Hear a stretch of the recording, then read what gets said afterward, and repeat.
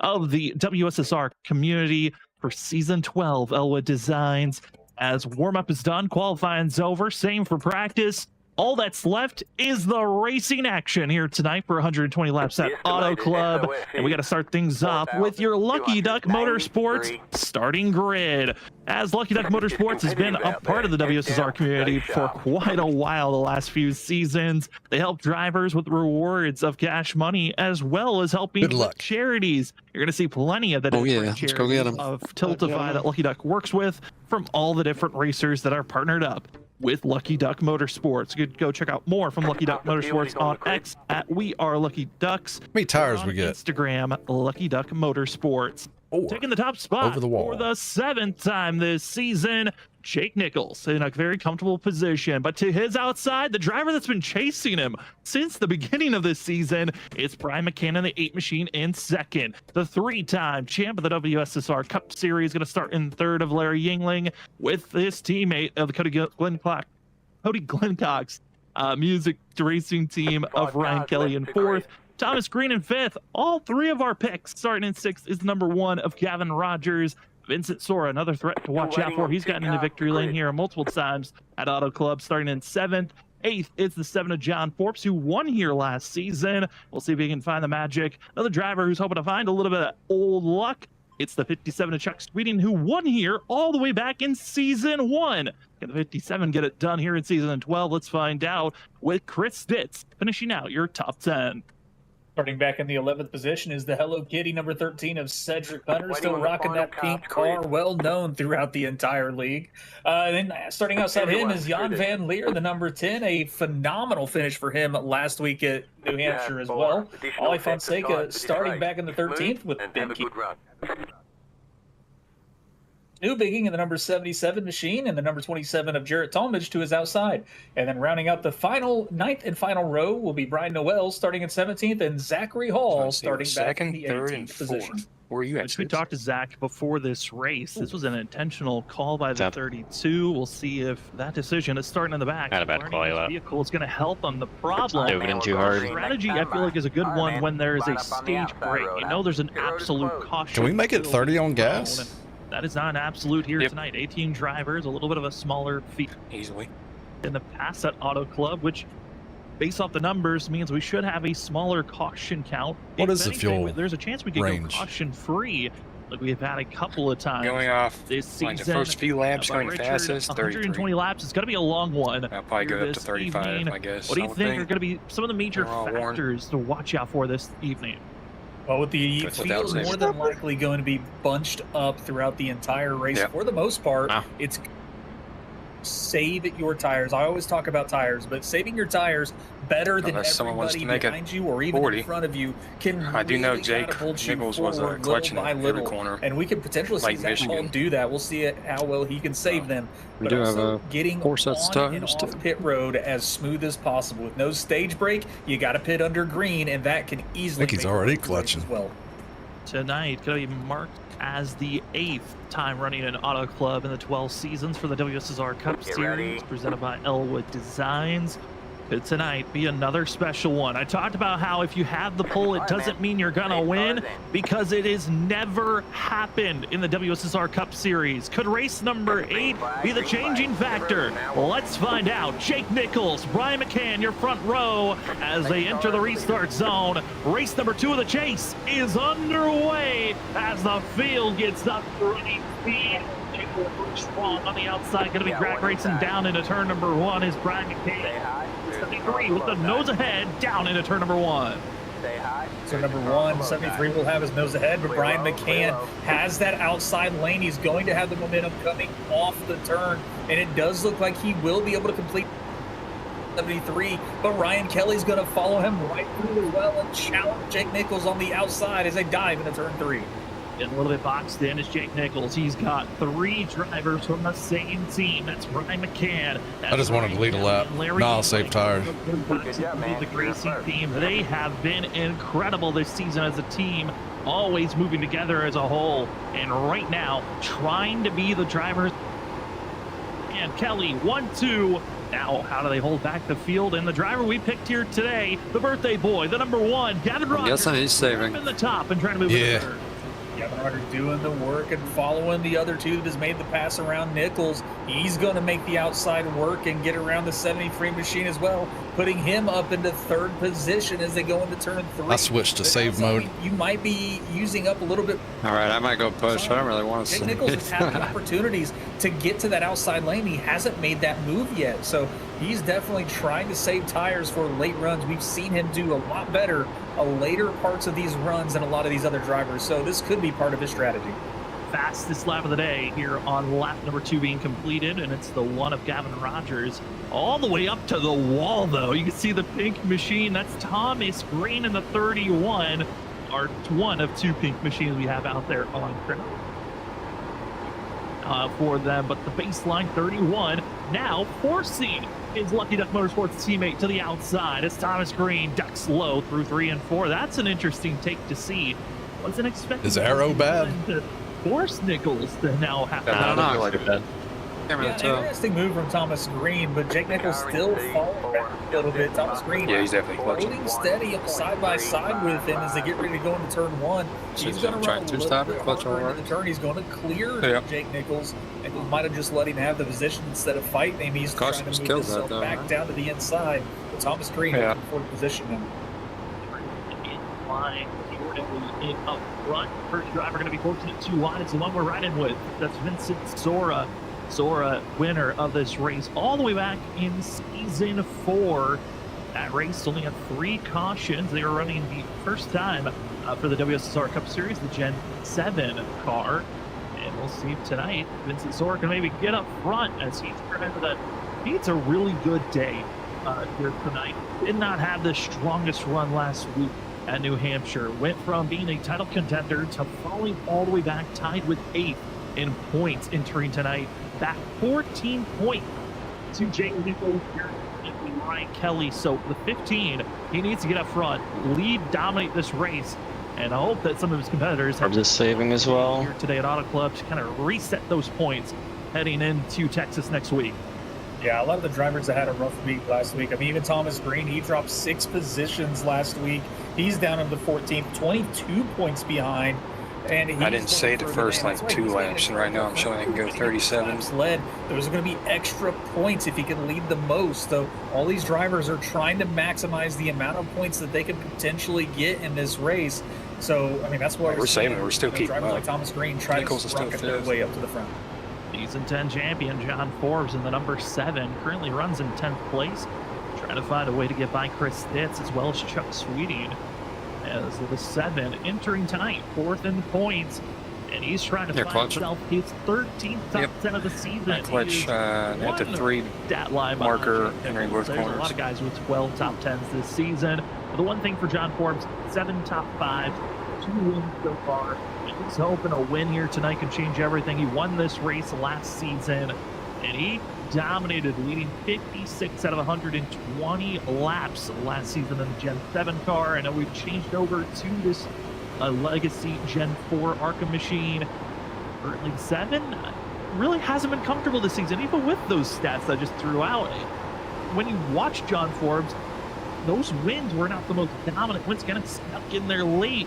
Here this season, it's been trying to figure out the car all throughout the race until those final 20 laps where Forbes really steps up. Yeah, Forbes definitely is just taking his time throughout these races, just tries to learn the car, figure out the nuances that he might not have figured out during his week of practice. But, I mean, it's a different feel when you're practicing all by yourself or just versus getting in the field and having like 5 or 6 cars around you. So it takes a bit to learn, try to figure out what the car is doing, but we got a little bit of a gaggle right here with Chuck Sweeting, Vincent Sora, Larry Yingling as well, and Chris Stitz. They are all side by side, but they straightened back out, and we got a challenge for the lead as Thomas Green makes the move on the number 8 machine, and he will clear him as they get ready. Sora is also hard saving unless he's saving his tires. Hands trying to hold steady, a little bit loose for the 31, but even with the shuffle, keeps a good momentum, and they'll drag race down into turn number 1. That's a lap showing 38.5 now. Green. Good lap to be led by that 31, and looking at that last lap, an impressive time, 42 flat for Thomas Green. That's faster than the majority of the field. He has picked it up into a high gear, up 4 positions from where he started here tonight. That is the biggest mover so far. And the first 9 laps of this race. That's a good starting position for Thomas Green, who, again, a driver who has shown at the shorter tracks not as dominant, but these bigger tracks really putting his foot down, trying to prove something here tonight. Yeah, he definitely moved his way up all the way to the front really quick. I mean, we're just now 10 laps into it. He's moved up to the lead from starting back in 5th. And, I mean, he's put down the fastest lap of the race also of a 41.355. But that lap right there, 42.148, you can see that the tire fall off after 10 laps is pretty heavy. That's almost a 7/10 drop off in time. Yeah, I mean, for some drivers, it's already been a full second fall off. For themselves, others, it's about a half a second, so trying to conserve their tires. And one of those drivers is in this shot. 73 of Jake Nichols, Brad Cole, he is down 4th position from where he started. Another driver who's really gave up a lot of positions in time. That's Larry Yingling. He's fallen all the way back to 9th place. That might change it there. Forbes trying to just stay in at least a stable spot. I understand saving your tires, but giving up over 6 positions is Larry Yingling right now. Better hope this fall off is a great one here in the next few laps. Again, the 25 to 36 laps. The way that we're seeing these tires fall off, I mean, maybe Larry Yingling's just wait for another 5 to 6 more laps, then he'll start surging forward. Yeah, he could just be heavy saving those tires and looking for the longer game. But, I mean, that's always the tough decision as a driver is learning to save tires. And if you're saving too much or if you're not saving enough, you're always questioning yourself sometimes in that car unless you've done, thousands of laps and know exactly what those tires are going to do. But, I mean, you really never know what those tires are like exactly till you get to the pits and see what the percentage in the wear is. But, yeah, he's given up a lot of time. He's got to hope that he can get those passes done again when these tires have worn out. Talk about Vincent Sora being tied in 8th in points. He's tied with Chris Stitz and Ali Fonseca, who we hop on board with in 12th position. Ali entering tonight, still no win. 1 top 5, 4 top 10s, and a solid performance last week at New Hampshire. I mean, defensive runs you could ask for early on in that race. Really showed a length of the tracks. Ollie's willing to fight even 40 laps into a race to hold position. Right now, your Auto Club trying to rip the outside wall to find a way to get moving forward is the 24. Only up and really not as much momentum and movement.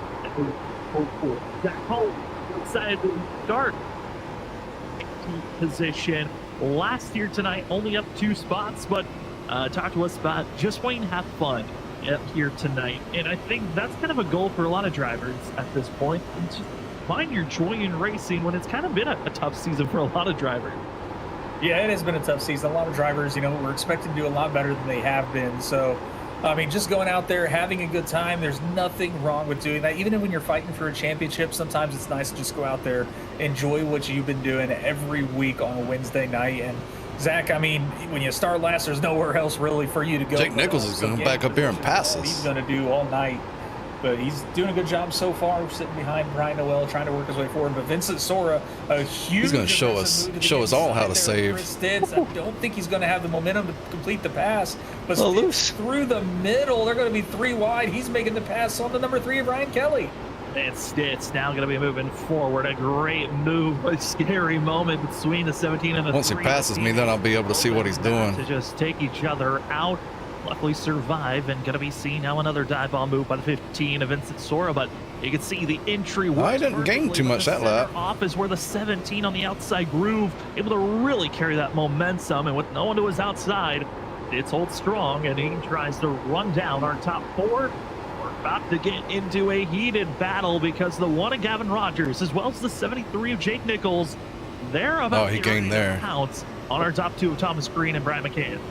Yeah, Brian McCann, Thomas Green, they're running around the 42.8 second marks, and Gavin Rogers and Jake Nichols are running around the 42.7.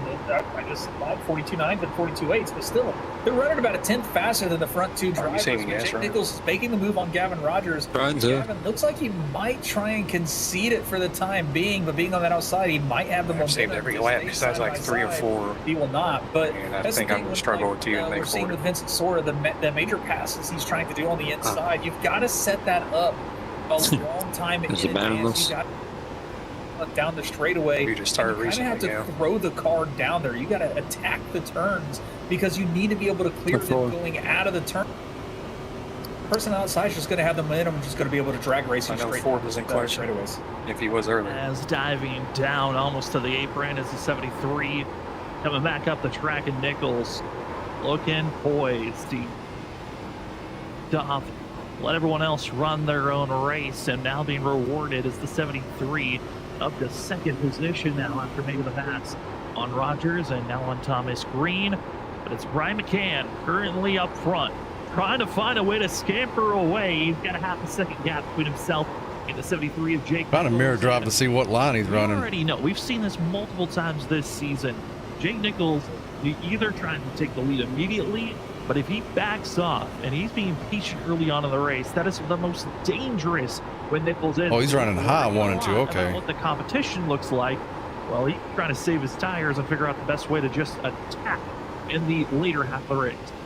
Yeah, sometimes I think some of these drivers just need to do exactly what. All right, I know what to do now. I mean, he's going to pass me anyway, but at least we know that.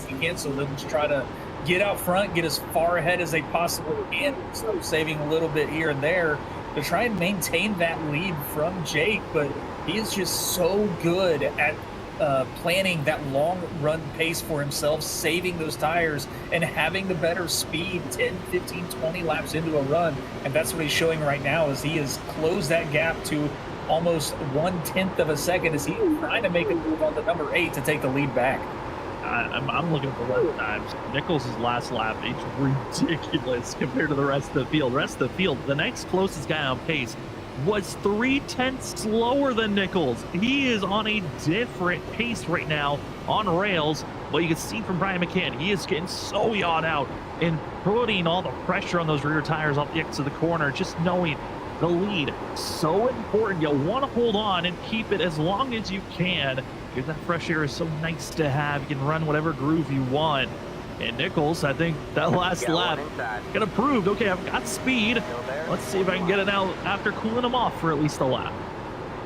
Yep, he's gonna have to cool off those tires a little bit. I mean, he's definitely been really fast. Jake Nichols just showing why he is the class of his own in this field. The amount he's won and all the poles he's had this season, I mean, it's no doubt that he was able to keep the points lead after last week. But they're side by side right now. He's trying to make the move for the lead, but Brian McCann is able to have that momentum down this backstretch. It's going to stay in front of him for now, but how long can Brian withstand these attacks from the 73? Stand is the question. Is it just a few laps? Is it 4 or 10 plus until pit stops? Got a feeling it's gonna waver in the next couple. Nichols should take this lead back, staying outside, trying to pinch and keep the 8 as high as he can before diving low for the big slide job move. Trying to get clear, but McCann keeping his foot in the throttle, has to make sure the 73 does not fully clear, and he can. And we continue to stay side by side, battling for the position. What a grueler these drivers are having right now. I want to get my flowers out to Chris Nitz. He is closed in the gap just slightly.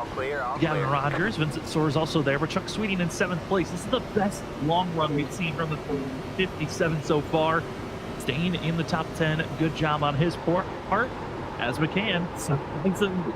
Richard, this is impressive by the 8 machine.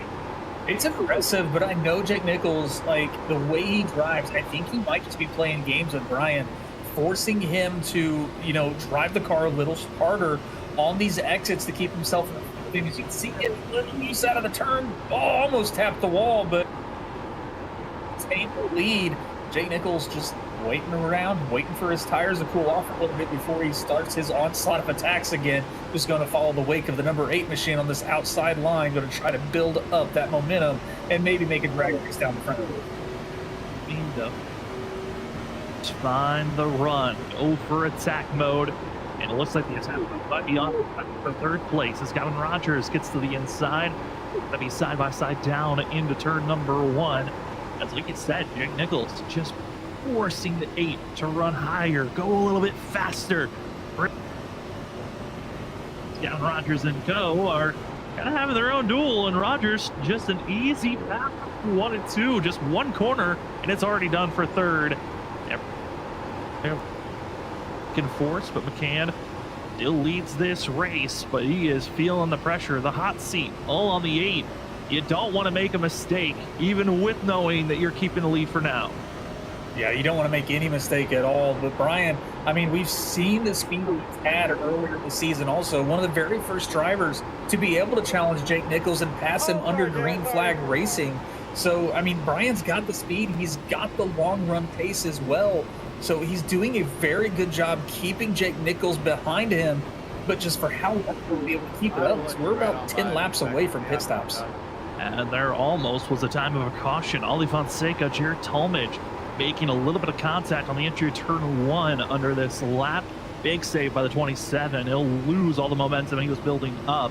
But Fonseca and Talmadge, a little bit of a scare, and I would expect Ollie, he might give this position back here the next lap or so if Talmadge goes for another dive bomb move after the contact that was made.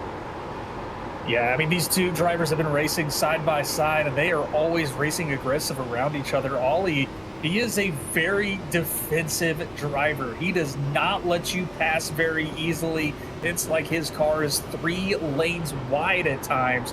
He will do everything he can to cut off your exit, to pinch you down on the turns and make sure you don't get an exit, and he will keep to the outside, make sure he's got the momentum out of the turn.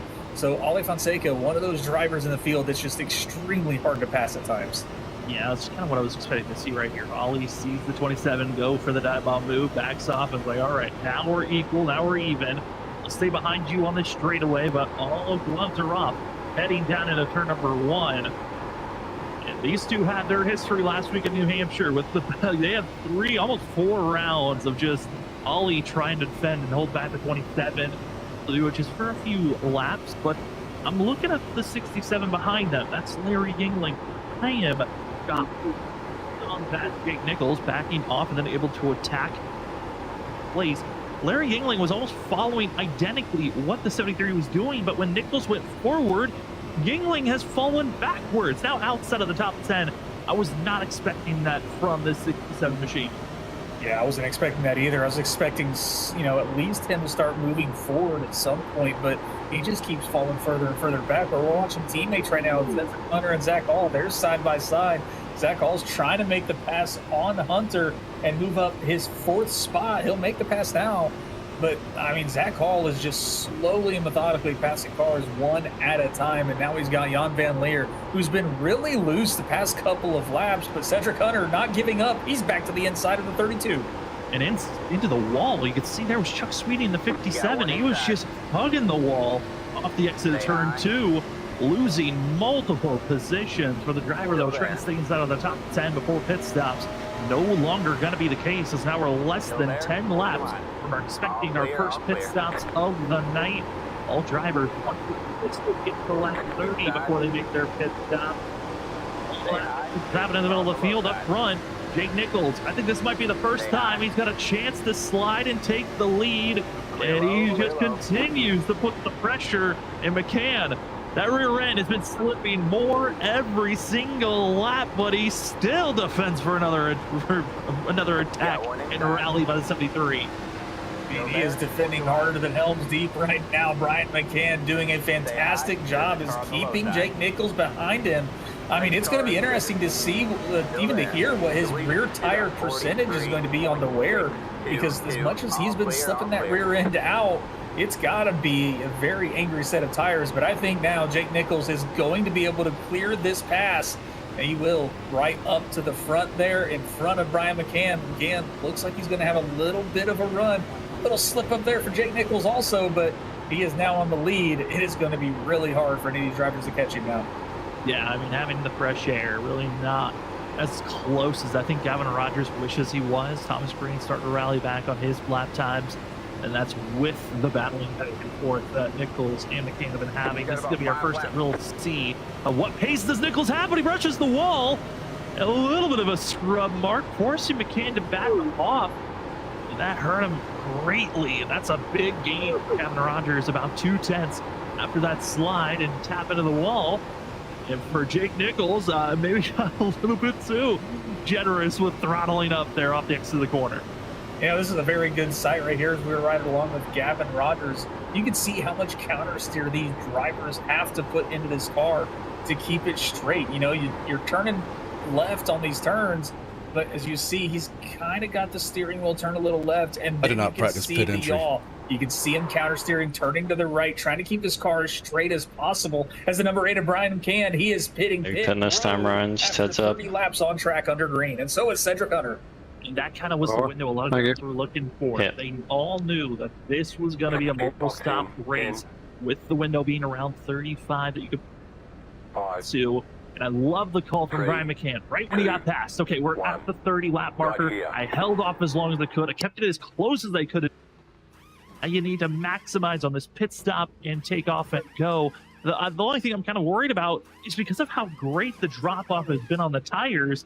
I feel like the driver that stays out a lap or two later might have a bigger advantage on those that pit early on right now. It's Nichols slowing down and heading into pit road. Same with Gavin Rogers trying to follow him behind. Same for Vincent Sora, but Vincent Sora is unable to get down into the pit road. A huge mistake for the 15. He got too sideways trying to get down onto the apron, and he's got to make another lap. He's going to be way off the pace, and he's going to be hoping for a yellow flag now to get himself back into it. He has lost all of that time, went from being inside of our top 5 to now 3rd place, and that's counting those that still haven't even pitted so far. A huge loss of time for the 15 of Vincent Sora. As we're watching the replay, this is going to be him heading down into turn number 3, getting reports. Okay, drivers are pitting, seeing drivers slow down, and he makes the emergency, I'm going to follow with them, but it's too late. He gets too hard on the brakes with that transition down to the apron, just cannot get down into pit road, automatically stays out for an extra lap, finally is able to go into pit road. But with what cost? I mean, he's lost over 10 seconds plus just with that one mistake.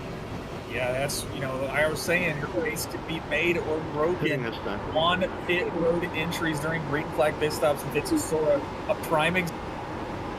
He's almost done from that. We also saw Gavin and Jake Nichols here coming out of the pits. It looked like Gavin may have exited that blue line a little early. We'll have to see. I don't think he's got a black flag, which hopefully he doesn't, because nope, keeps on moving. Gavin, the no black flag. It looked really close, though, but he is right behind Jake Nichols.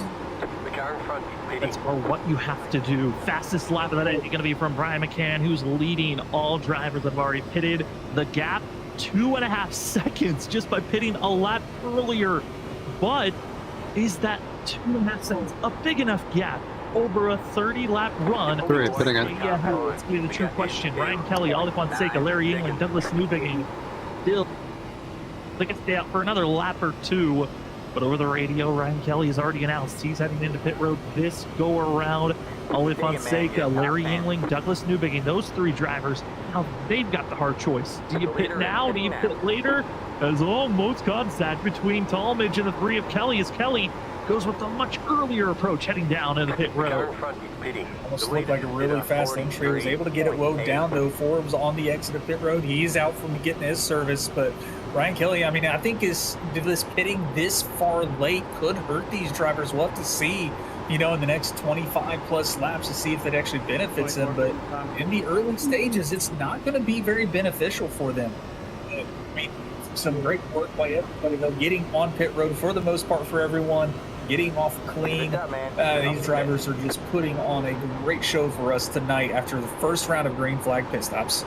Ollie Fonseca, as he finds himself wheeling around, he did lead that last lap, as now he's heading into pit road. Larry England will follow in suit behind the 24. Douglas Newbigin stays out for another lap, hoping to lead this lap as he crosses the line. Douglas Newbigin will lead that lap. Douglas Newbigin, he's got some fun history here. Winner of season 7, the first time they ever ran this exact vehicle at this track. Found his way that race, only one caution, and it was the stage caution that was thrown that day. Then came away second in the next season, at season 8, behind Brian P. Johnson, that had a horrific wreck coming out of turn number 4 that day. But here tonight, Douglas Newbigin not really having the same speed that he had in the past. Here tonight, gets a lap led. He'll take that bonus point for the 77. And now, after stretching it as far as you can go, no, I take it back. He's stretching it even further. He is trying to find a way to go even further on the fuel for the 77. I think he's got that extra little bit of gas hose in his system there from good old Robert too. Oh, he's clutching. That's why he's saving gas. Interesting strategy from Douglas Newbigging.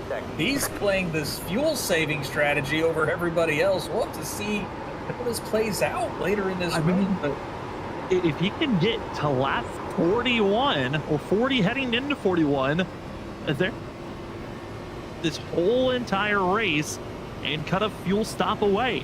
And I think that's what the 77's hoping to do. He stays out for another lap. But the time that's being lost, that's 3 seconds, 3.5 seconds each lap plus. The Douglas Newbigging is giving away with trying to cut this time down. And I mean, it's a gutsy call. It's not one that you're thinking is going to work, but for Douglas Newbigging, he is trying to do the 2-stop while everyone else is going for the 3. I mean, it's an interesting call to try to do the 2-stop, but the problem is he's going to have to do this kind of driving all 3 segments of racing he's going to do. It's not going to be as simple as just clutch this segment, you know, get to lap 41 and then pit. He's going to have to do the same thing from lap 41 to 81, and then the same thing from 81 to 120. So it's an interesting strategy, but we'll have to see how it plays out. But that's just a lot of time he's losing by doing so. Yeah, and this is not a small fuel-saving run of like, okay, we'll try to find a way, an extra 2 miles of distance. This is 4 to 5 laps that Douglas is trying to save. That is almost 10 miles of distance that you're trying to save on fuel that Douglas is doing right now. Yeah, that is your 2-mile track here at Auto Club, and yeah, saving that much fuel is an impressive feat. And I'm curious. I mean, we're seeing him clutch now. I'm curious how long he's been clutching this race, though. I mean, he's put down to 41.6 lap, but he is finally pitting. He's calling the strategy. Oh, I don't like that lane. Through pit road. I lost a lot of time there. Dang it. Some strategy. We'll see how he does at the rest of the race. I feel like he needed to go another lap if he was going to make this strategy look a little bit more doable. 39 into 40. That is going to be at least 1, maybe 2 laps shy if you continue at that pace. That is going to be a frustrating and disappointing run due to the fact that he did not get that lap 40 heading into lap 41. Yeah, I lost 3/10 on that one. Passing of guard. Now it's Brian McCann leading the way. And for Brian, I am machine because he is one of those drivers that he took the chance to put down the fastest lap of the day, and he was really burning up those tires very quickly while they were patient. Yeah, they're going to blow my doors off. There's no question about that. They are slowly chipping away on this gap that once was almost 3 seconds, now down to 2.2. Yeah, and they're running 0.3 of a second faster than Brian McCann. And Gavin's doing exactly what I suggested earlier. Follow Jake Nichols, learn what he's doing, and match his speed. And you should be able to save the same amount of tires. And Gavin is with Jake Nichols as they're chasing down Brian McCann. Now it's a 2-second gap back to Jake Nichols from Brian. How long is he going to be able to keep this up? But even then, like, we've seen him be able to defend from Jake when he catches him, so maybe he's going to have another round 2 and try to hold him off as long as he can. No, I ain't going to be able to hold him off this time. He's got 2 lap better tires than I do, and he's been saving. Douglas Newbigging, he is already clutching. First lap out, he is already trying to save the fuel. So the 77 is trying to still cut down and go for the 2-stop, while the rest of the field is going for a 3-stop run. As here's Jan van Leer, who grabbed his first. I slowed him down to 2/10 a lap, though. Last week at New Hampshire, he was a part of a couple of other drivers. Chris Stitz was, and a few others were attempting the same run of trying to get their first top 5. Instead, tonight, we saw late in the run was really struggling on the rear ends, how much he was losing on grip. Currently, the Tide machine runs an 11th. Not a bad place to be after the fuel and pit included. Yeah, a great run from him so far. And again, a fantastic run from him last week. And I've got to say, that 10 Time machine is probably one of my favorite cars on track the best thing about these Legacy Gen 4s is there's not really a manufacturer that's officially attached to these cars. So he has actually went out and got the grille and the light decals of the Pontiac. And it's such a good look. It's probably one of my favorite Gen 4 models back in the early 2000s was the Pontiac. And he is doing everything he can, making that 10 look good and as fast as he possibly can get. It's one of the booth's favorites. I know the background, Robert Moyer Jr., he loves Tide machines. Any type of version of a Tide machine that's out there, he loves and adores, and he loves seeing this one out on track as Jon Van Leer trying to catch up to Chris Stitz, who I'm kind of shocked to see Stitz this far back. He was starting in on our top 5. Similar runs to Vincent Sora, but just not there. The driver that's really maximized from all this pit sequence is going to be the driver in 6th place currently. That is going to be Zach Hall, as well as 5th place runner of Jared Talmadge. Both up, both going to be up 11 spots is Jared Talmadge. Zach is up 12 positions from where he started. Great jobs on their part throughout that first few pit sequence to gain all the spots that maybe they were not gaining as quickly as they were hoping, and all the mistakes that they saw other drivers have. Yeah, that is impressive work from Zach Hall and Jared Talmadge. I mean, I was not expecting them to gain that many positions just from pit road cycle out. That is huge for both of those drivers, and their time in the box and even in pit road wasn't much different than everybody else. I think just all the guys behind them just made the small mistakes that put them that far back, but these guys are showing some great long run pace and doing a good job and taking advantage of that pit road success for themselves. They certainly have been, and they continue on the run of trying to run down Brian McCann, Jake Nichols, Gavin Rogers, as the difference between first and second is now less than 1.5 seconds, down to 1.3 at this time. Brian McCann, I mean, he just done a great job halfway through his stint. Still having the lead, I think, is a big positive for himself. But with how quickly he's being, I think this is really in the hands of Gavin Rogers and Jake Nichols on what pace they need for themselves. But I also think they need to look right behind them. Thomas Green, he's got a 1 lap advantage over Gavin Rogers and Jake Nichols, starting to close in on these guys. Yeah, these two are, I mean, Thomas Green definitely catching up to Gavin Rogers and Jake Nichols as well, running just a little bit faster than them. They've fallen off ever so slightly. They've been out 1 lap longer than Thomas Green as well. Oh, so, my goodness. I mean, it's impressive to see. They really did it that time. Difference on just a couple of laps from these guys. And when they're pit, I mean, you have Brian McCann, who pit 16 laps ago. He's running 0.3 slower than Jake Nichols and Gavin Rogers, who pit together. And then you have Thomas Green and Jared Talmadge, who are running just a little bit faster than those two, and they've only been out a lap longer than those, or a lap shorter than those guys. So, I mean, 1 lap difference is huge, it looks like, with the tire wear. It certainly does look like it, and a lot of these guys going back and forth, and the big thing right now, and our producers kind of starting to see it, right? That don't help either. 73 as well, starting to be grabbed for Gavin Rogers behind. Main reason why? Oops. Saw Nichols get into the wall. Tried a different brake bias, didn't work. First stint. Rogers has also kind of brushed the wall a couple of times through 1 and 2, and that seems to be the dangerous spot where you're trying to maximize your speed, but the wall is going out and trying to grab you as much as possible. Yeah, that is actually some pretty significant damage on the front of 73 machine as well. So, I mean, they've been brushing that wall, trying to utilize that outside line the best they possibly can. And sometimes you push that limit just a little bit too far. You get that right rear caught onto the wall, and it kind of turns you into the wall, and that's where he's getting his damage from. So, doesn't seem to be affecting his speed. He's up here about to challenge Brian McCann. That lead has dwindled down to 0.2 of a second. Brian McCann is going to have to fend now from the attack and onslaught. He certainly is, but I really want us to hop on board with the one of Gavin Rogers, get into a cockpit, exit of the corners. This one is brutal on these tires. He's 17 laps into this run, but he is almost going 90 degrees, counter steering off the exit of the corner. He is just cooking the rear ends. That's probably the first time that he's been able to keep the car as stable as it was. It's been even more sideways coming off the exit of the corner the last 2 laps.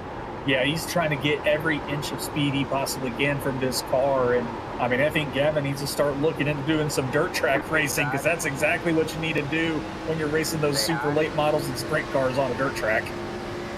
Look at how much he's counter steering. It is brutal as the leaders side by side. It took him 18 laps, but Jake Nichols is finally back to the position he was at right when the right when the pit stop cycle began. And if you're Brian McCann, you got to think, wow, one lap, and I just lost one lap advantage on tires is this massive. Maybe I need to go one lap further than Jake Nichols on the next time that I go into the pit road. Yeah, I think right now what he needs to do is to kind of get those tires cooled off a little bit. Try to maintain pace with Gavin and Jake Nichols now. Follow these guys around and pit with them or pit a lap later than them and try to use fire for your advantage. But pitting early, I don't think is going to go to the advantage of that this time. Yeah, I mean, especially with the pace that we're seeing up front, you need every advantage possible to stay close to 73. Evan Rogers went with the approach that you threw out, Richard, of just follow him, see what you can learn. And now it's what advantages can you gain to get above on the pace of the 73 that's trying to gap his way from second and third position runners.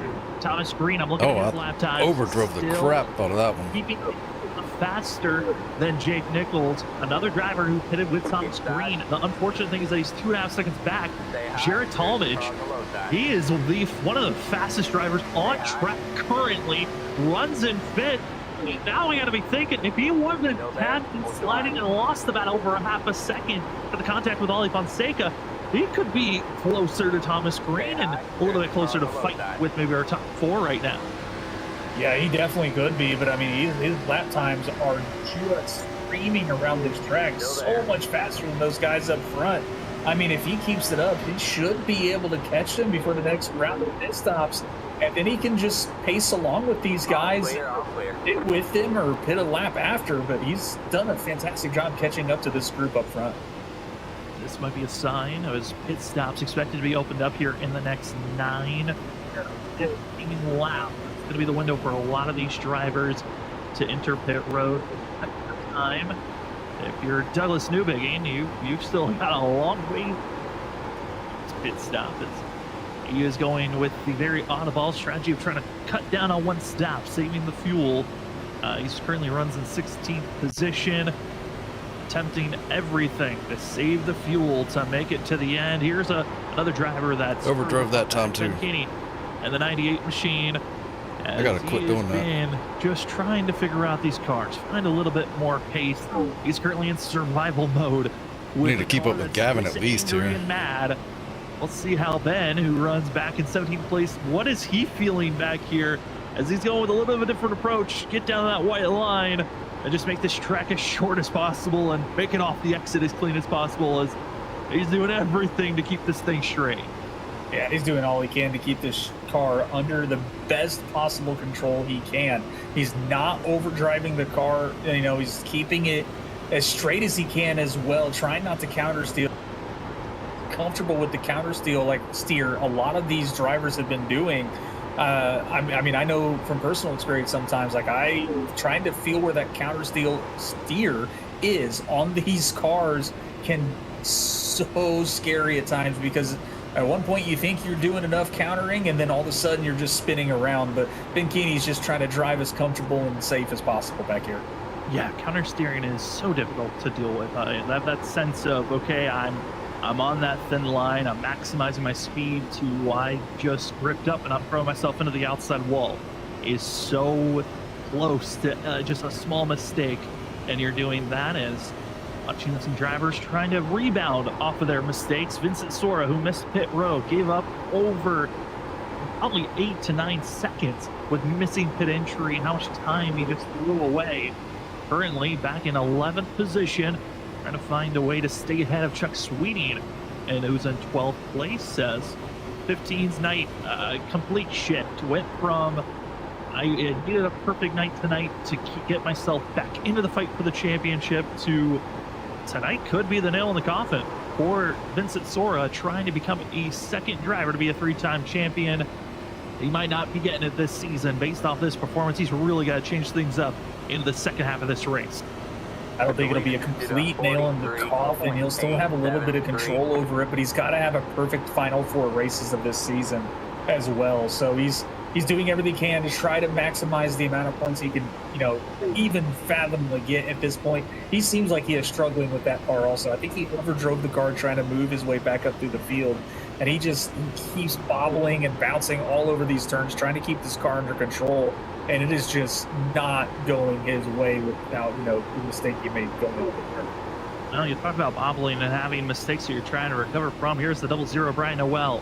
4 laps down. Reason why, got into the lull and continues to have those issues. Sat in pit road for over 2.5 minutes, trying to get repairs done. And 00 just trying to make it through the night, get a little bit more experience in the car, and gonna need a few more cautions to get back onto the lead lap. But right now, well, we gotta give kudos to him for at least sticking it out. I know once you get this point of a race, especially with how the WSSR is known for not really bringing out a lot of cautions, to stay out, being multiple laps down, you're just doing that because you want to be racing out there on track, and we're happy to not see the give up button be thrown out for the 00 here tonight. Yeah, it's such a tough, defeating feeling whenever you're so far back. You had damage, you had to spend that long on pit road, and your race is basically done. Again, knowing that this field doesn't really cause a lot of cautions and how spread out they are. I'm actually shocked how spread out this field is. It's really impressive to see at Auto Club. But he's just out there clocking some laps, getting some more seat time, trying to see if there's anything better he can do. Maybe just throw down the fastest lap at one point in time, because why not? So, but glad to see he's still on track, keeping the car count up to 8. That race. And taking an early approach into pit road, going to be Chris Spitz in the 17, as well as the driver we were just talking about, Brian Noel. Both going to be hitting pit road here on lap 59. Kind of a really early stop to take, but this is in the window. Oh my God, I about wrecked on the straightaway. Stop. That right rear tire is gone. Trying to gain a few positions, as you're going to be seeing drivers expected to hit pit road this lap or the next. Is where we're going to see a lot of these front runners, I think, hit pit road for themselves here in the next 2 laps is expected, at least for Jake Nichols and Gavin Rogers and Brian McCann. But I feel like if you're Brian McCann in the gate, you have done exactly what you needed to do. That is see Nichols ahead of you and be within a second to that 73. Now you got to hope you are your advantage heading into the next race. And want to give, again, flowers and kudos to Brian Noel. He's called it a night. He was hoping that there might have been a caution or few that could have popped up in the middle of this pit cycle. Has not happened. We're down to 17 drivers out on track, and Chris Stitz about to give a show for those in the middle of the pack of what fresh tires look like to new tires. He's trying to carve his way through the field. As here we go, he already passed 2. About to get by Chuck Sweeting as another captain driver here, Talmadge and Cedric Hunter will be taking their early up. Yeah, I mean, Chris Stitz is definitely going to show what new tires can do against old tires. He's going to look like Superman, but he's got to be careful with it as well. He's got to be able to save those tires. And, you said earlier with Brian McCann, he did exactly what he needed to do. You read my mind on that. I was going to talk about it as well, but he has stayed on the bumper of the #1 machine. These top 4 are within a second of each other. These guys, this is the race for the win up here. And it looks like the 73 dives down. He's going to take into pit road. That was a late pit entry for him as well. Very aggressive pit entry and almost got himself a black flag with having an unsafe pit entry, maximizing on the attempt. It works out. No black flag for the 73 as pit road to get service done. 4 tires as well will come in this lap. Trying to get service done. Now it's in the hands of Gavin Rogers, Brian McCann. You aren't following the 73. You're trying to find an advantage. Do you hit this lap or the next? Do you feel like you have enough time to rebound while giving up all the time? Or are you just going to settle in as the 7, as the 1, the 8? They will head into pit road a lap after the 73. I love this call. Swap the advantage. You know there is one with having the tires. And Zach Hall with a big slide in pit road entry is the 70. That's the 32 facing the wrong direction. And oh no, all that time gained for Hall. Throw it away as a poor pit stop for himself. As the rest of the field still in the middle of this pit cycle, and on top of that, black flag given to the 32. Oh, unfortunate for Zach Gall. He was having such a good night up to that. Got a little aggressive with how he was trying to come into the pits, try to make up time, and just spun it around. And I can just imagine being in chat with him right now. I can hear him laughing about that. I know he makes mistakes very little, and he's got to be laughing at himself about that one. I hope he's laughing. I hope he's not taking any hardship of it. I know how Zach and I and Robert were racing, as well as you, Richard, in the BRB Cup Series yesterday, and he found himself making a pit mistake during that race. So having 2 nights with some major pit mistakes, I don't think he's going to get the luck of the draw from last night of having a caution that kind of saved him. Here tonight, he's just got to tough it out and make it to the end of this thing, as still middle of the pit cycle underway, still waiting for 7 drivers to make their stops. That's John Forbes, Ryan Kelly, Ollie Fonseca, Chuck Sweeting, Larry Yingling, Jan Van Leer, and Douglas Newbigging. And here comes season 10 champion of John Forbes heading into pit road. Ryan Kelly now out in front in the lead with Ollie Fonseca behind him. About 4 seconds, but Ryan Kelly's going to stretch this as long as he can. He's been out for 30 laps. Wonder when he's going to make the call to come down pit road. But a lot of drivers, they've been making their pits between 30 and 35. So to see how Ryan decides he wants to go for. But still got to make one more pit stop before the end of the race. The only driver that's really potentially not going to have to do that is going to be Douglas Newbigging. I'm curious. I mean, his times are still a little bit faster. Not been clutching. I'm shocked at the pace the 77 actually has been doing. He has been flying out there and still clutching at that rate. This has been impressive by Douglas Newbigging. Now, he has given up so much time during that first run, and especially in those final 10 laps where everyone else is already pitted and he's still out there. He's giving up upwards, 3.5 to 4 seconds each and every lap. And we will see Jake Nichols get by Douglas Newbigging before Douglas makes his final stop of the night. But it's then going to come down to, can Douglas hope that cutting down on a pit stop is saving him here tonight compared to everyone else? Well, the thing is, because of how, not aggressive he's driving this car with the clutching, he's not burning those tires up. This is why he's able to run some of these guys who have not been doing his strategy. So, this potentially could very well be a race-winning strategy for Douglas. And if it is, it's going to be a really impressive feat for himself. And honestly, I really hope it does work out for him. We talk about how the guys up front, they want to try to follow, maybe learn things from Jake Nichols, but it always is, if you want to win the race, you can't just follow what the leader does. And right now, Douglas being the one driver trying something different, trying to cut away a pit stop from the competition, and he still has quite a ways to go as he's got to make the mark of at least lap. That is where he needs to hit. If he cannot get to lap 81, this could be a game over moment. We see, he only was able to make it to lap 39 before. I'm concerned that he didn't even get to lap 40. That's the part that I'm like, oh, I don't know about this call for himself. But Douglas trying to find a miracle. Can he find just a couple of more drops of fuel as Ollie Fonseca heads into pit? One to head into pit road, following the 24, and then the 77 Douglas Newbigging. But looking at the drivers that have already hit, Jake Nichols leads the way in 3rd position. Jared Talmadge, who went with the earlier pit stop, he currently would come away after this pit stop window is completed. Ryan McCann, Gavin Rogers, looking at their lap times, 2 seconds back from Jake Nichols.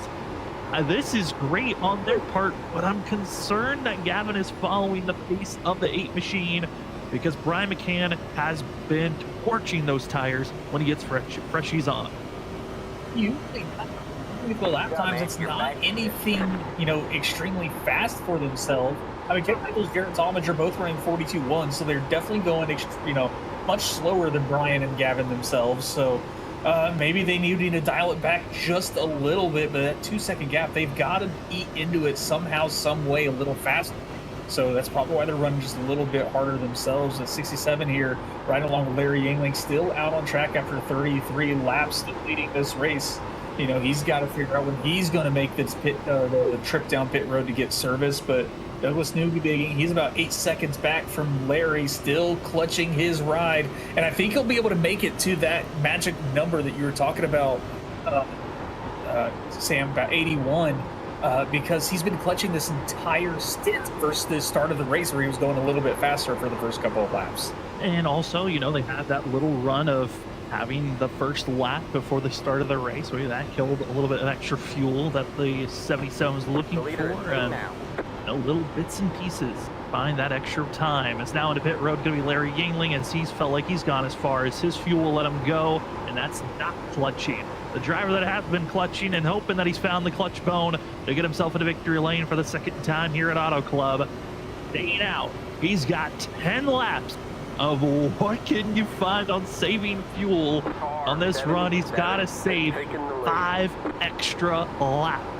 That's the number that he needs to save, and that is 10 miles. That number will start in about 4 laps. That is when the "Kez, he saved enough" window will pop up. But this has been an incredible run to watch Douglas. He's made things a little bit more interesting for us. The cheer on, the fuel mileage isn't there.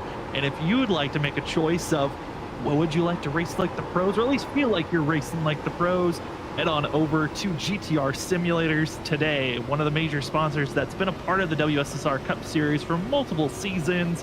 Head on over to GTRsimulators.com. Check out their wide variety of racing rigs, from their compact versions that can be folded up and put away, or their stationary racing rigs. Go check out their variety of different choices. And remember, when purchasing, to use the promo code WSSR at checkout for 10% off on $100 or more. GTRsimulators.com. Don't miss out on your chance to upgrade your rig and race like the pros.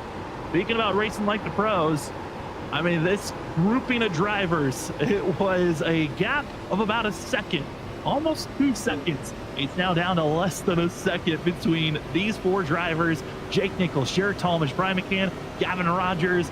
They're all here within 9 laps. Brian McCann and Gavin Rogers is caught up, but was that close? Quick, rapid catch-up. Gonna kill those tires where they have nothing to defend Jake Nichols later on in this run.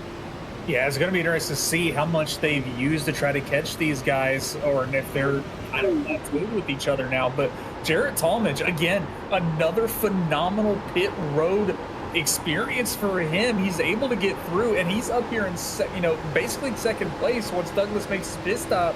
So, I mean, Jake has worked his way up 13 positions to be in this spot. I don't know what he is doing on pit road, but he has got some all-stars working behind the box, making sure he gets in and out as quick as possible.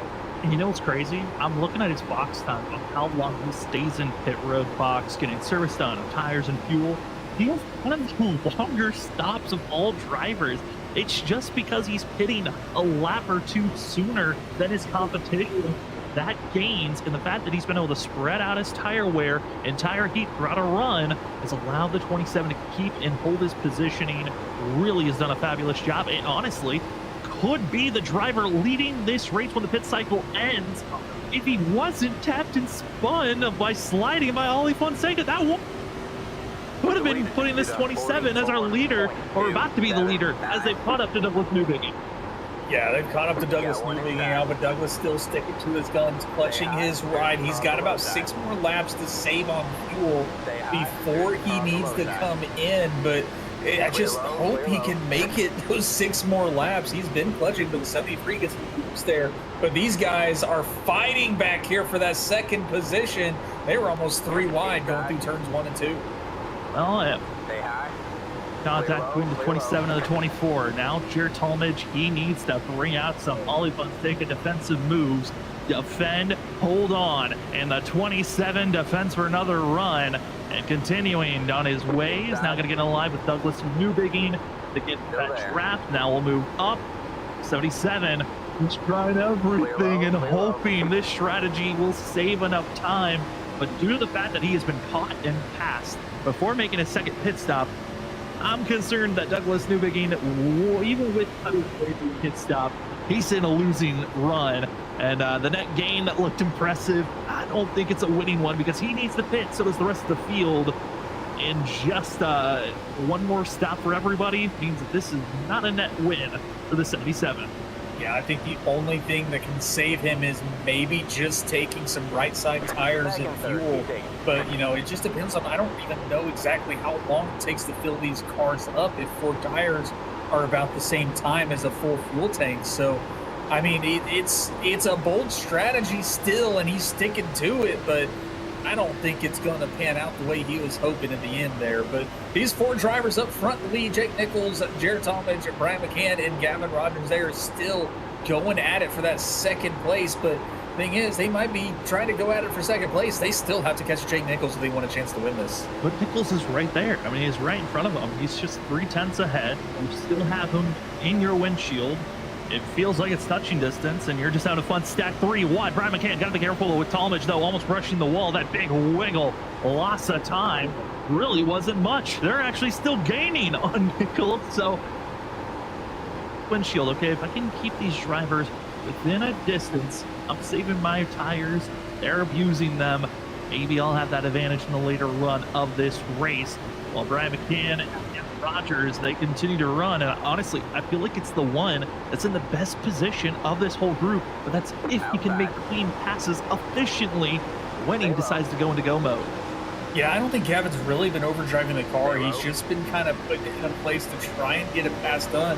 He's going to try to stick his nose to the outside of Brian McCann. He's going to back off a little bit because he felt that pole was not going to, you know, keep Brian McCann down like he thought it was, but he's going to back off a little bit more. Jake Nichols is opening that gap a little bit more as well. They might be within touching distance to Jake Nichols, but again, these guys are using their tires trying to get around each other, and it's going to take away their ability to attack Jake Nichols if they can catch him.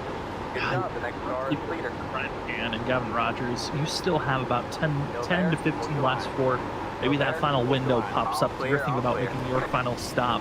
I just don't understand why you would want to push this aggressive to get by Talmadge if you know you can't make the pass immediately.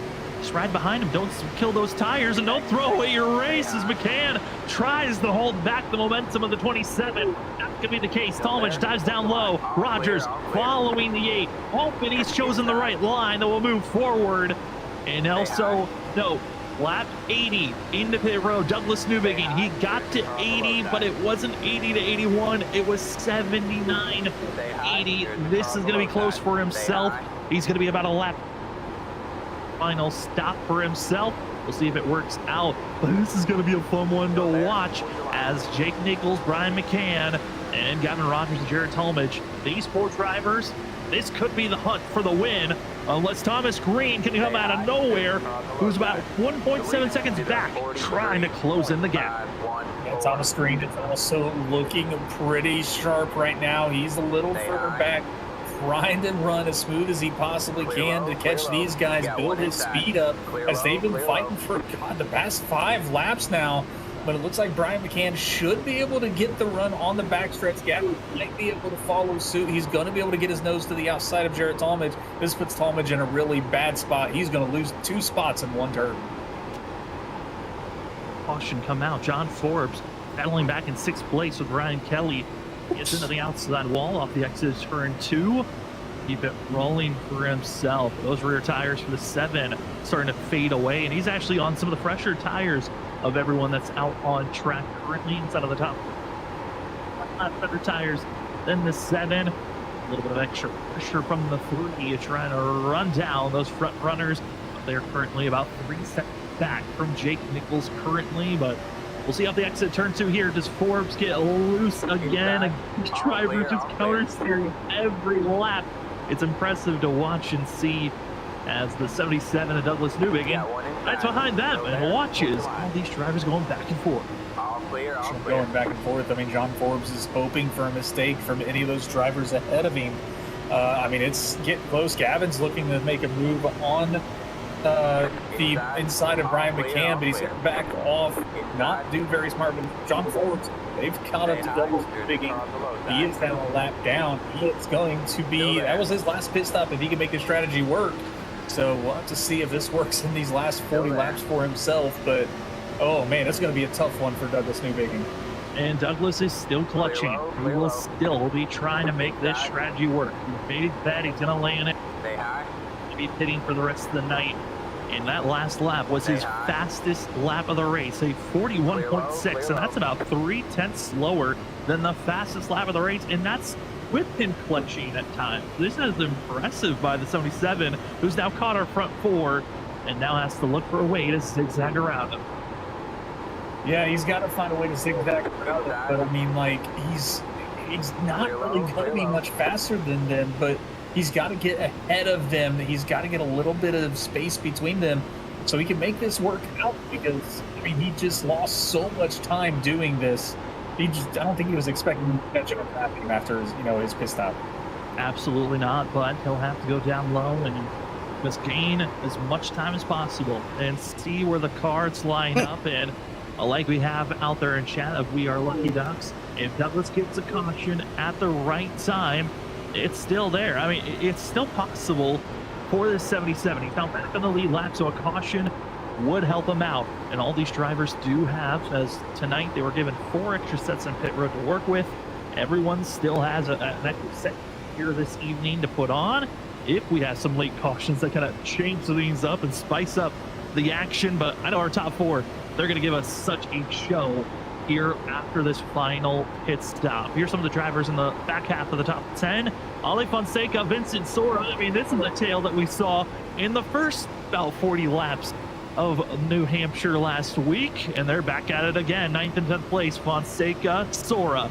Will Fonseca give up, or will he keep on fighting? And it looks like for the 24, it is a never-give-up battle. He continues to try to rip the outside, but Sora, he tries to get ahead, but just can't. Ollie, what a run for himself off the exit of the corner. Ali Fonseca not allowing Vincent to get up next to the wall. He's going to take away that lane. And Sora losing a lot of time due to that. He had to kind of turn down to not get into Ali Fonseca. But he is back looking on the outside, trying to get that run to get around Ollie. But it is round 2 for these guys from New Hampshire to Oakland.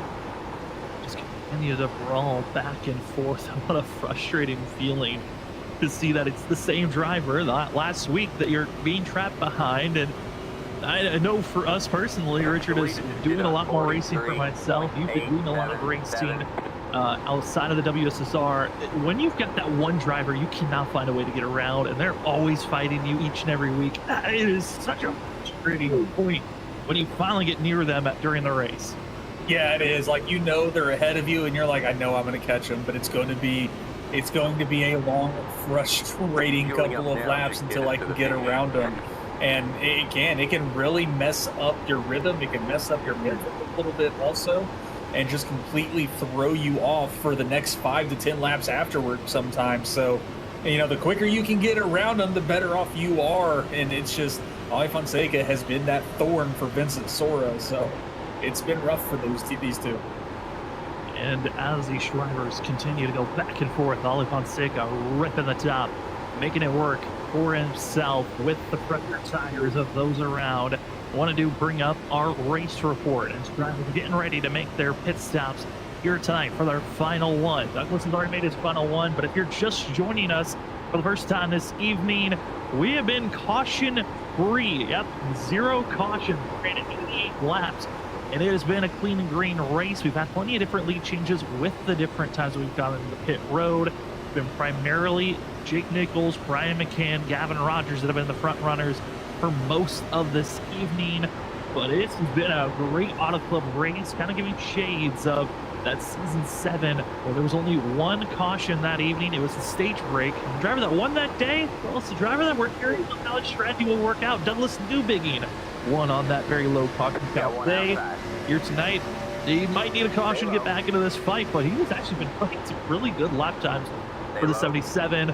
Also, here's your weather and track temps. Air temperature 87 tonight. That track temp a little aggressive, 128 degrees Fahrenheit. Wind also has been pushing rapidly back and forth. But I gotta say, that track temp is really what's made this race so much fun to watch, and why there's been a lot of wear and tear, especially on the rear end. It's been a lot of wear and tear, and that track temp is 128 degrees. I mean, that is a scorching track. But Sam, while we were talking about the weather, a pass for the lead. Brian McCann has made it and has passed Jake Nichols for the lead, with Gavin Rogers now knocking on the door, trying to get around Jake Nichols as well. This is exactly what they were looking forward to for pitting a lap later. They've got a little bit more life in the tires than Jake, as those two are trying to attack and get back around him. But Jake not giving up. He's going to shoot to the inside and try a challenge for the first place himself. It is if you look at the team, they 1v3. Rewind! Fox Music Racing driver of Brian McCann going up against Lucky Duck Motorsports, as Gavin Rogers going to be Jake Nichols, as well as Jarrett Talmadge, trying to find a way to get around these machines. But Brian McCann and his mirror, as they're battling 3 wide for the lead. It's a teammate for the 8 machine of Brian Kelly, who's trying to make this, instead of a 4-horse race, a 5-horse race. And even behind them, John Forbes is starting to close in the gap. And this is right at the time that we're expecting drivers to think about their final pit stops. Do you want to pit early or later? A lot is counting on these next 3 laps. And is it going to be Jarrett Talmadge, who's been the driver who's pitted early each and every time we've had a pit cycle? Or will it be someone else that maybe takes that gamble? And it's the 27. He's going to take the gamble once again into pit road. First driver of our top 5 to do so, as Ryan Kelly has caught up and is flying right now for the free machine. Brian Kelly has put his name in the hat for the win, as well as these guys are starting to group back up. But Jarrett Talmadge is taking the first pit road strategy call as he goes for nose to tail. But last lap, Gavin Rogers took it 3. His birthday boy to the front of the field in the number 1 machine. What lap are these guys planning on coming down pit road, knowing Talmadge has already came down to get his service and the last pit stop of the night? This is why we changed the car. This is why they wanted a little bit more of a chance to race around one another. It's Gavin Rogers leading the charge. Thomas Green, who's made the pit stop. The 31 trying to get quickly around all these drivers as fast as possible to make himself be the first driver on the lead lap. But as he's ripping... That's a ballsy move by whoever that was. Trying to give space, but the 31 making the hole, and back on the lead lap is Thomas Green. Still our top 4 are right here, but you see that white number 7, John Forbes, who's had some wild moments himself here tonight. He was in the wall 10 laps ago. He's now less than a second back to 4th place, and he's about to make this group even bigger. How did it go from simply just a group of 3 to now a group of 5, making more as 3 into pit road? Rogers, McCann, also going to be Nichols, as Kelly and Forbes stay out for another lap. They want the advantage. Yeah, they want the advantage. These 3 feel like it's time to come in. Ryan Kelly, John Forbes, 1, 2 now. We also saw Thomas Green and Jarrett Talmadge. Those 2 already done with their pits. They were battling for position as well, as they will potentially be the race leaders after this pit cycle goes through. Let's see what these 3 can come out and do, whether 2 tires is going to be the call, or if they're just going to get 4 in full fuel and keep on going, as Jarrett Talmadge and Thomas Green are coming out of turn 4. Coming out of turn number 4, they will be attached, they will be together, and they will be the leaders, as Ryan Kelly now going to be heading into pit road. He's sliding, he's wiggling, a little bit of lost time for himself. John Forbes going to be following in suit as he'll head into pit road. No one has been caught with speeding on this run. Now Chuck Sweeting heading into pit road for himself. Larry Yingling will follow in suit, and that will leave one driver banking on. Does he have enough fuel? He won't be having the lead after the next few laps, but Douglas Newbigging, with the pit cycle finishing up, his strategy of trying to cut a pit stop away has given him the lead for now. But the gap is a little bit too small to try to hold back the rest of the field that is closing rapidly on Douglas Newbigging.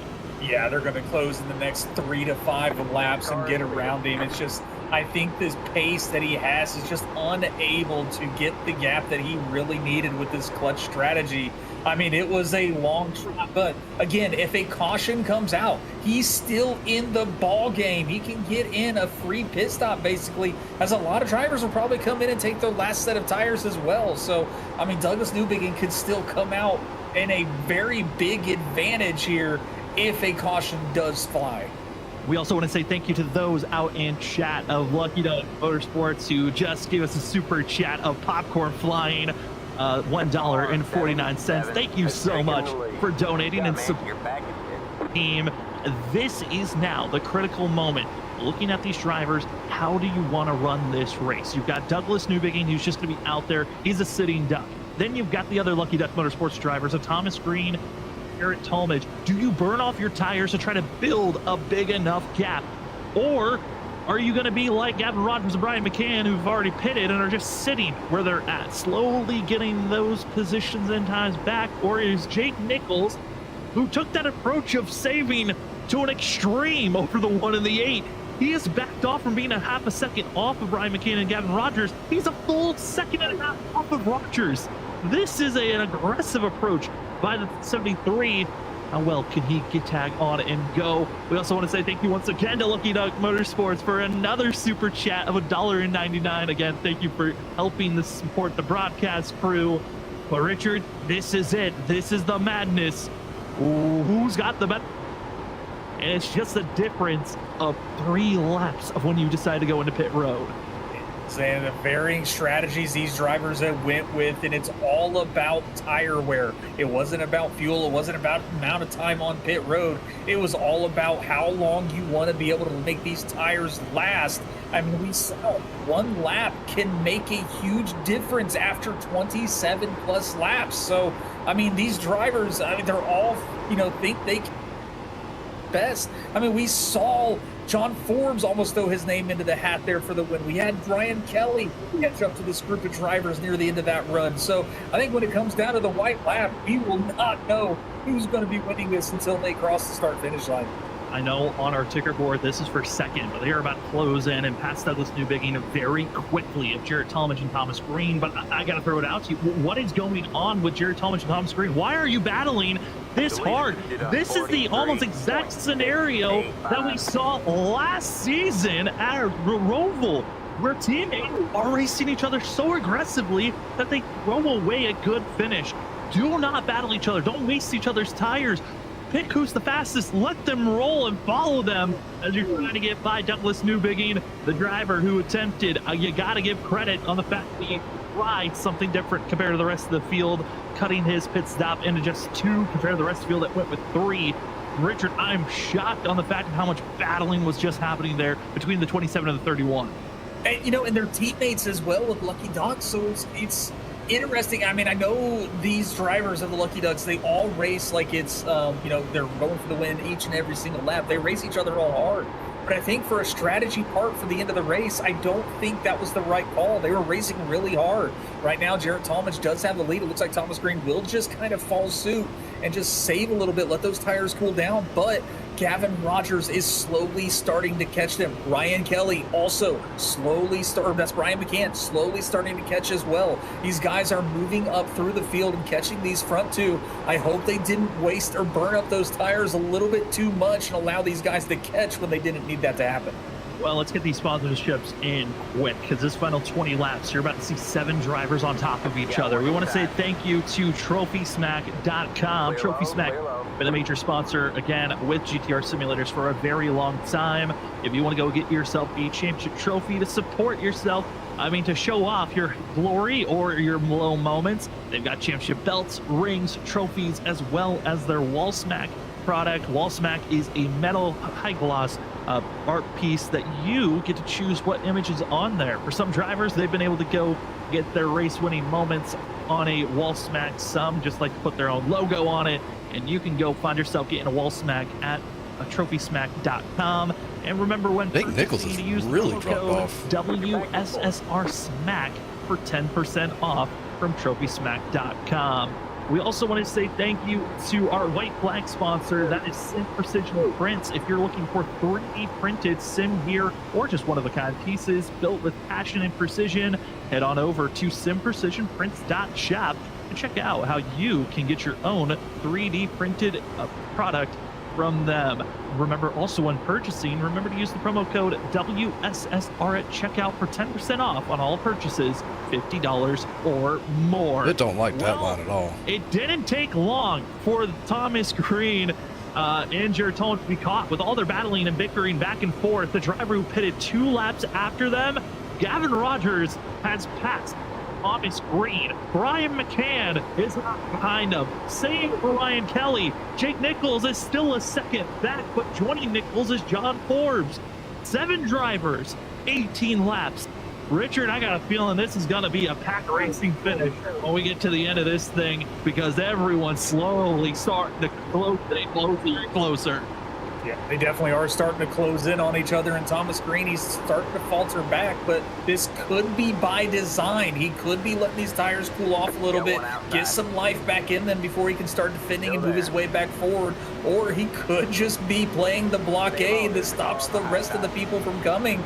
But, I mean, again, we'll have to see later in this run for the 31 machine, but Gavin, he has got a hefty lead over the number 8 machine. His sights are set on Jarrett Talmadge for this lead.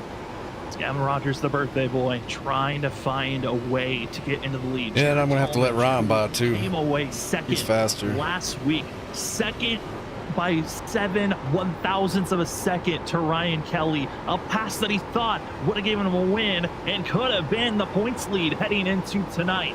Not the case for the 27 machine, but what a start to the chase for himself. But the drivers that they're all Take it, Ron. about, Jake Nichols back in 6th position. Thank you. 3.2 seconds back. Has the 73 maybe shown too many of his cards that people have now found the tricks, found the trade, and is trying to drive away at this moment in time, as Ryan Kelly now going to be up to 3rd, trying to pull along Brian McCann, the teammates from Cody Glencox's Music Racing team. They are trying their best to run down Lucky Duck Motorsports. Jarrett Talmadge, Gavin Rogers, we see in the chat, they've already said it. There's no team orders. It's all about the win and who wants it the most. I love the no team orders between all the drivers of Lucky Ducks. Go run your race. I mean, if you want to work together, you can. These guys, they are out and throwing haymakers when they can to try to get around each other. But Gavin Rogers, he is running 0.3 of a second faster than Jarrett Talmadge. Ryan Kelly running about 0.07 of a second faster than Gavin. Brian McCann running a little slower than that. But Jake Nichols, one of the faster cars on track, along with John Ford, who are still trying to make their way up through the field as well. They're trying their best, and Forbes and Nichols are now starting to battle back and forth between each other in 6th place. They are not working together, and Nichols, who I thought in the last 5 laps would have turned on the afterburner. Ron has figured something out. Damn, he's fast right now. So He should win this race right here. As rapid as we would hope. He still lingers back in 7th place, 3.3 seconds back from the leader. This is not what you want at all. It's gone down to our top 4. Is it Rogers, who's been one of the fastest drivers lap in and lap out? Or will it be Ryan Kelly trying to win back to start the chase off on the right foot? Because the 3 is closing in quickly as John Forbes. How do you get by Thomas Green? Green stays high. John Forbes stays low. Nichols most likely will follow the 7 as they continue to race on. But we got to go back up to the lead because Talmadge has been caught. The birthday boy, who Ron disconnected. Confidence he's felt all season is here. And Richard, the one that all 3 of us in the booth picked, he's ripe for a chance for victory as he's right on the back bumper of Talmadge. Gavin is looking for his first win this season. He has fought through the struggles of learning the new Gen 4 That was a big disconnect, Ron. The legacy Gen 4 car. Holy cow, my spotter just told me. The struggles I got the packet list saying hopefully it fixes. Like Jake Nichols. Gavin has struggled to get in the top 5 this season, but is now in prime position to take the lead. And there's the move down to the inside to try to make the pass. He's got to clear him off the exit, though, as they're side by side through 3 and 4. It's still saying it. Am I still blinking? No, I haven't seen it. He is one of 2 drivers that made it into the playoffs yet to get a top 5. That's Gavin Rogers and Chuck Sweeting. Both of them have yet to find themselves finishing the top 5. Rogers is last season's champion and is yet to do so. But now, picking the chance, going for the inside. You got this, Ron. The dive on the slot move. Rogers to the lead for one of the first times I feel like all season. Rogers looks strong, but you got to be careful. The driver in 3rd. It's the number 3 of Ryan Kelly. He has been the fastest driver on track for the last 3 laps, and he's now I'm gonna get 5th here. Ryan Kelly is burning up those tires, trying to catch up to these guys. He's got to get around Jared Talmadge, but the question is, how easy is Jared Talmadge going to roll over and let this happen, or is he going to try to defend as long as he can for Gavin Rogers? Is he going to help the birthday boy get his win of the season? But Ryan Kelly going to look low. Jared Talmadge sticking to his guns on the outside. I'm not going to make it 10 laps. John's got me. Jake might have me. Ryan Kelly, a great run off the exit, though, but they're still going to be side by side down the backstretch as Gavin's trying to give his teammate some drafting help. I mean, Ryan Kelly crushed the dreams of Lucky Duck driver of Thomas Green last week. And now this week, could he crush another dream? So I'll be getting a fifth here more than likely. Ryan Kelly, will their duel be able to slow down their momentum enough to maybe give an advantage with having so much older tires? It really isn't going to be a threat. He just gets to watch the show. Might be able to defend and hold back the momentum of some other drivers further back behind. But looking at the lap times, Kelly once again the faster we're top two. But he's a little bit less than a half a second back, and trying to find a way to close in this gap. But always the looming question here at Auto Club. We've seen it all night long. Did you overcook your tires trying to catch the driver ahead of you? Overcooked mine. How fast or how hard were you pushing that car to try to catch the one machine? Gavin is doing a great job. He is running his race. He's got the clean air. That's all he's got to do. Look out the windshield. Don't worry about what's behind you. If you have to, look at the relative every now and then, but don't worry about that. You've got fresh, clean air in front of you. Let what happens behind you happen and defend when you need to. But Gavin is doing a great job. He was faster than Ryan Kelly that last lap by almost a whole tenth of a second. Ryan Kelly, who started the season off winning at Daytona, then last week found his way into victory lane again. He's trying to get win number 3 of the season. And if he does get the win, could be the driver leaving Auto Club as the points leader in the chase. Gavin Rogers on the other I've cooked my right he is front. Still searching for that first top 5. Got this, Still but don't throw it looking for away, his you first know? win this season, and the one, all the woes, the problems, just figure out this car, all the nights of wondering the pace to get into victory lane in this series anymore. Well, you to go. You hit the backstretch. You are pulling away from the 3. Rogers just got to be perfect for the final stretch because no one is closing in on the gap so far. Number 1 machine is doing everything he can. He's got a phenomenal line. This is not a line that we've seen a lot of drivers run pretty much all night, and he is showing how to do it. Gets a little loose there on the exit. How fast he's trying to drive this car and keep it up. All clear, all clear.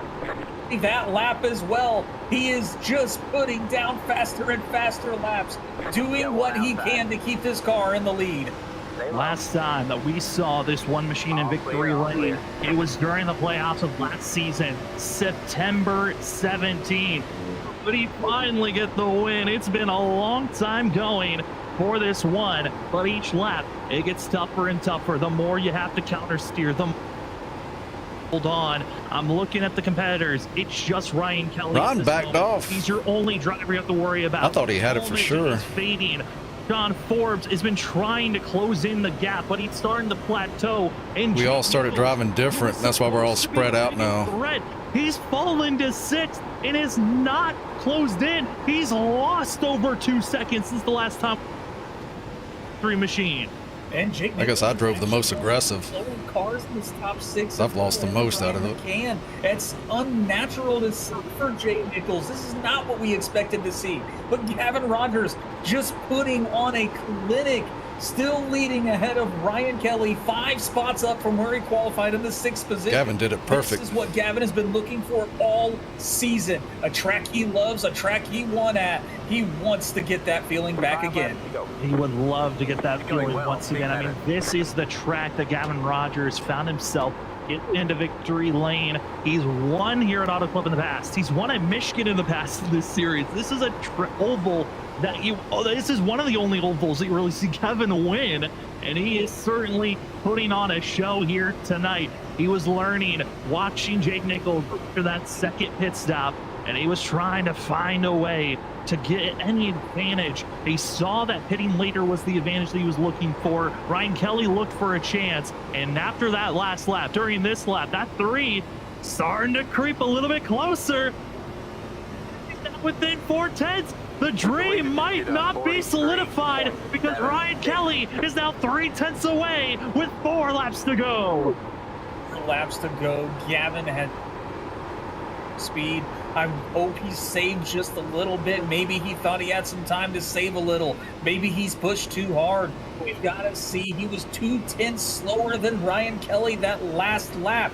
Ryan has found a little bit of speed in that car, that number 3 machine. He is doing what he can to ruin another Lucky Ducks phenomenal run at the end of the race. I mean, the one thing that I'm seeing that's kind of odd so far in the